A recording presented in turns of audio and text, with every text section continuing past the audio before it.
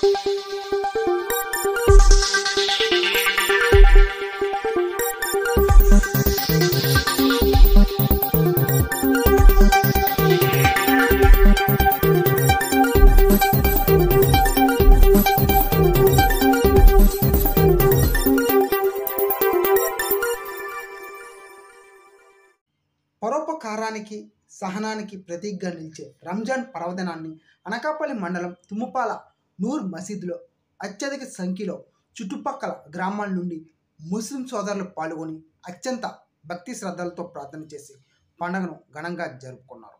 నూతన వస్తువులు ధరించి చిన్న పెద్ద తేడా లేకుండా మసీదుల్లో ప్రార్థన చేసి ఒకరికొకరు ఆలింగనం చేసుకుని శుభాకాంక్షలు తెలియజేశారు.